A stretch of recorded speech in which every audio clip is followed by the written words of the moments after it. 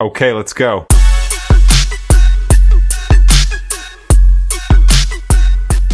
Hello everyone, आप लोग कैसे हैं? उम्मीद करती हूँ कि आप सब अच्छे होंगे। तो मैंने लास्ट क्लास की थी ऑइंटमेंट के बारे में बता करके कि यह एक मरहम की तरह होता है। ऑइंटमेंट होता क्या है इसके बारे में लास्ट की थी।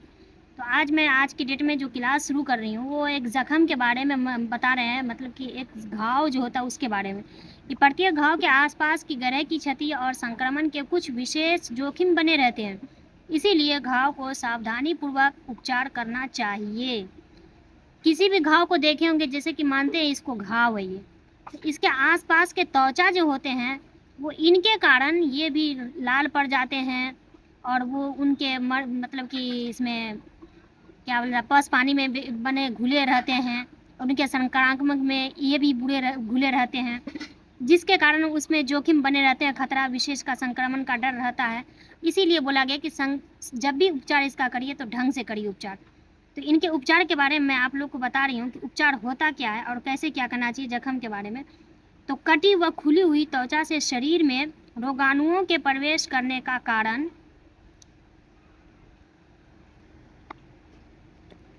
तो प्रवेश करने का कारण जो है उसके बारे में बता रहे हैं।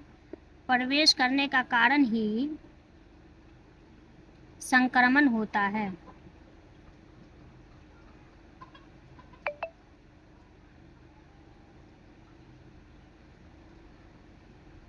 संक्रमण होता है। दूसरा पॉइंट है, अगर ड्रेसिंग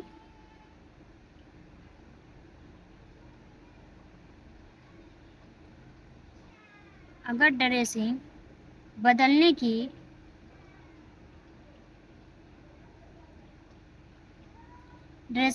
की ज़रूरत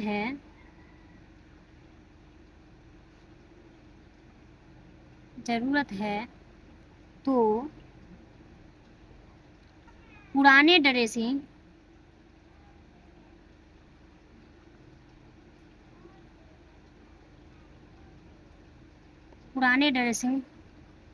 को हटाकर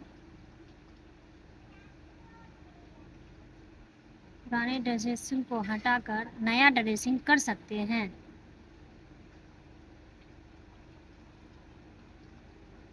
नया ड्रेसिंग कर सकते हैं। ड्रेसिंग बदलने का तरीका भी बता दिया आप लोग को। अगला पॉइंट है खोपड़ी के बारे में, जिसको कपाड़ बोलते हैं उसके बारे में बता रहे हैं। खोपड़ी में त्वचा के नीचे कई छोटे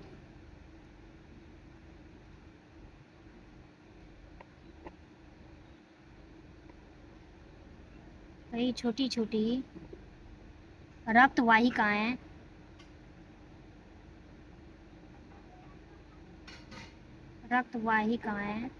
होती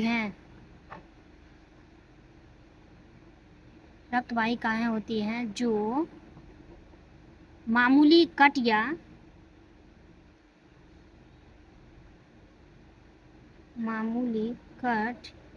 या चोट के परिणाम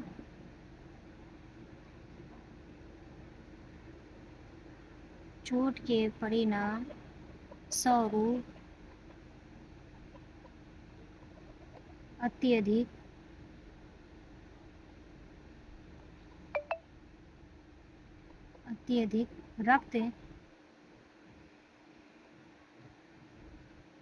अत्यधिक रक्त स्राव हो सकता है।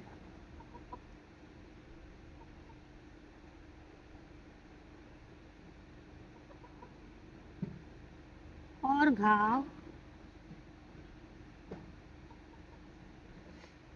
अधिक गंभीर हो सकती है।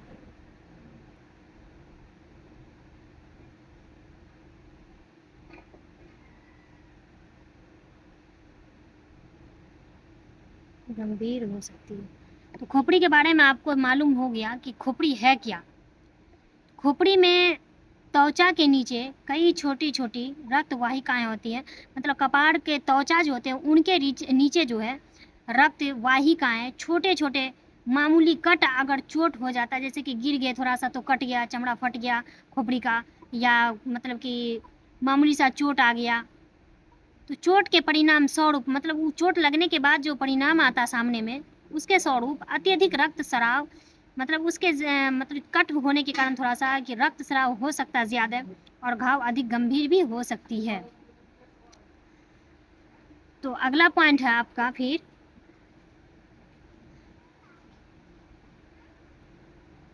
नाक पर चोट लगना या चेहरे पर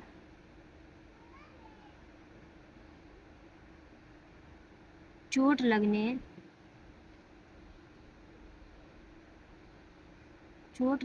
के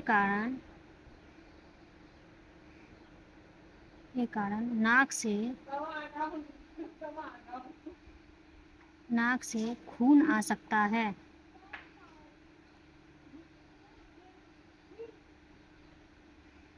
खून आ सकता है। कभी कभी नाक से देखते होंगे आप लोग कि ब्लड आने लगता है, ठीक है।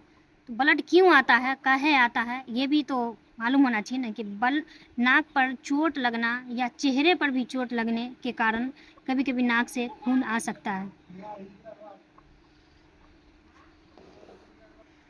आगे पॉइंट है नाक से खून आने के कारण के बारे में बता रहे हैं कि नाक से खून आने का कारण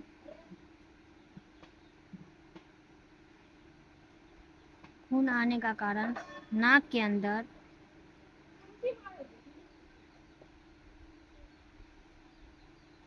के अंदर सूखा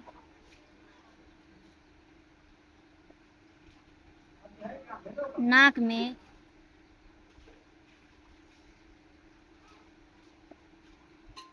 बाहरी वस्तु का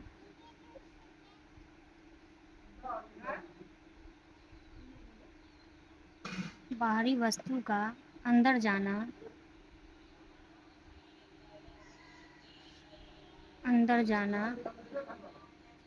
संक्रमण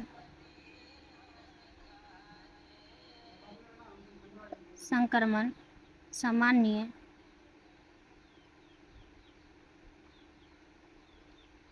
सर्दी, एलर्जी,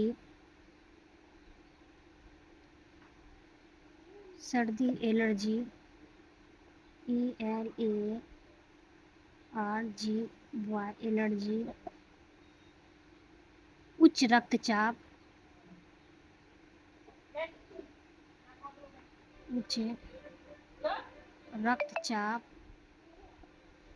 उच्च रक्तचाप, ऊंचाई वाले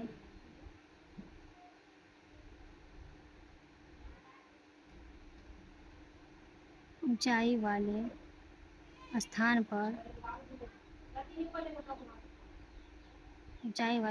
पर जाना, बीमारी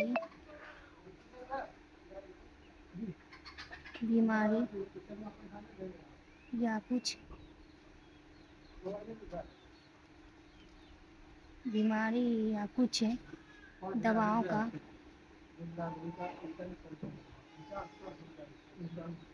दवाओं का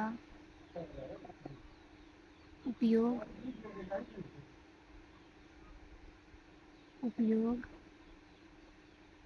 ETC। अब ये समझ जाइए कि नाक का पहला ऑप्शन तो आपको ये बताए थे कि नाक पर चोट लगना या चेहरे पर चोट लगने के कारण नाक से भी ब्लड आ सकता है या खून आ सकता है।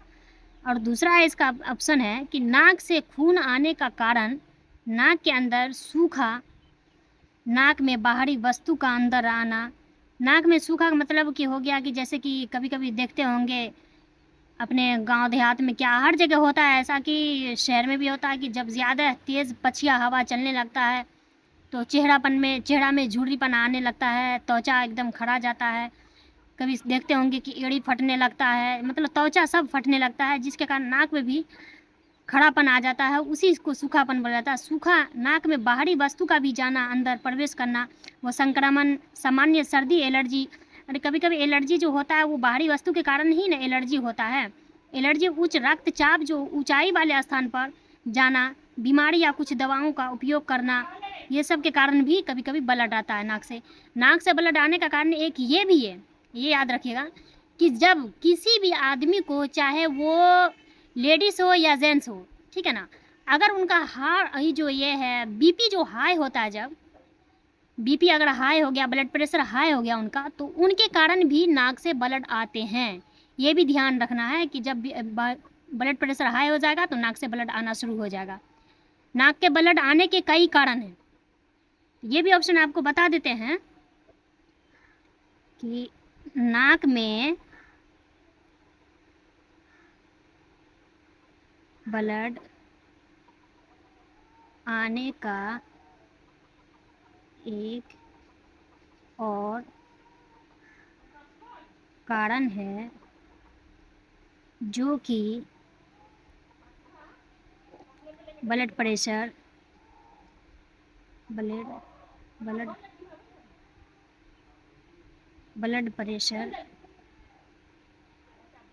बढ़ने के कारण बढ़ने के कारण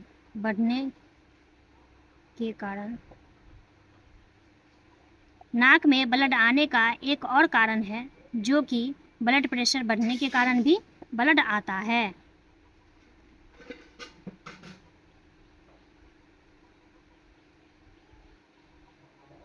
ठीक है, तो ये भी ऑप्शन आपको बता दिए कि नाक में ब्लड आने के कई रीज़न हैं, जो बहुत सारे रीज़न है, जो कुछ रीज़न मैं बता चुकी हूँ आप लोग को, कि ब्लड प्रेशर भी हाई होने के कारण भी नाक से ब्लड आ सकता है।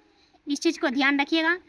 जैसे कि आगे आप बता रहे हैं आपको शौक या सदमा लगना किस चीज़ के बारे में होता है या क्या है नहीं है, इनके बारे में आप बता रहे हैं। शौक या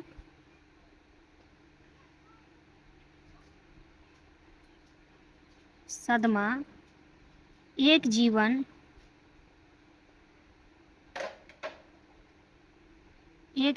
घातक स्थिति है, घातक स्थिति है। यह तब उत्पन्न होती है, यह तब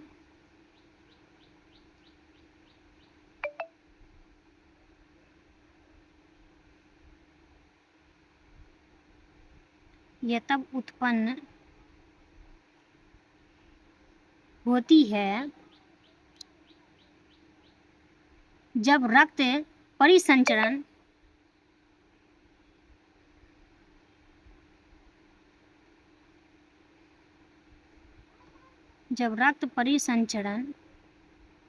प्रणाली विफल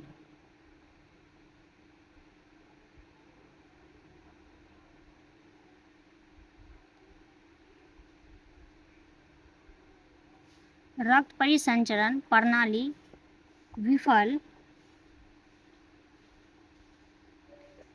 विफल हो जाती है,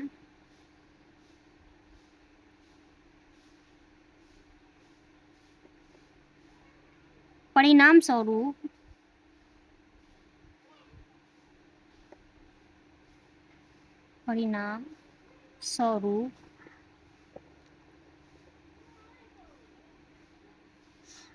हृदय और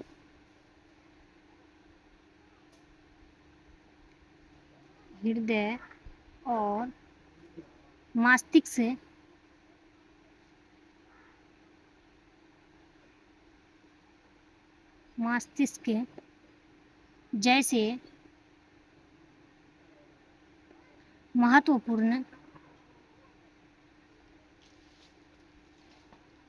जैसे महत्वपूर्ण अंगों को अंगों को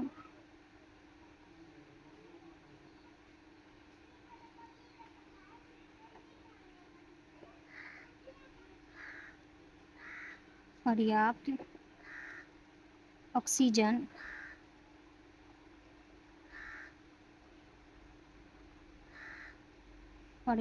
ऑक्सीजन नहीं मिल पाती है, नहीं मिल पाती है। तो आपको जो बताए हैं जिनके बारे में कि क्या होता है ये शौक या सदमा, तो शौक या सदमा एक जीवन घातक स्थिति है। यह तब उत्पन्न होती है जब रक्त परिसंचरण प्रणाली विफल हो जाती है। जब रक्त परिसंचरण करना छोड़ जाता है, प्रणाली विफल हो जाती है, तो परिणाम स्वरूप इसका यही आता है कि हृदय और मस्तिष्क जैसे महत्वपूर्ण अंग जो है शरीर के, वो पर्याप्त ऑक्सीजन लेना छोड़ देते हैं, नहीं मिल पाता है उसको, जिसके कारण आपको नहीं मिल पाते ऑक्सीजन, जिसके कारण आप उनको शौक या सदमा लग जाता है। तो कल मैं आप लोग को, मैं क्लास आज यहीं पे लास्ट करती हूँ। कल मैं आप लोग को बताऊंगी कि प्राथमिक चिकित्सा के नियम क्या होते हैं। उन नियम के बारे में कल मैं आप लोग को फिर क्लास में मिलती हूँ। और आप लोगों से ये रिक्वेस्ट है कि चैनल को सब्सक्राइब और लाइक ज़रूर करें।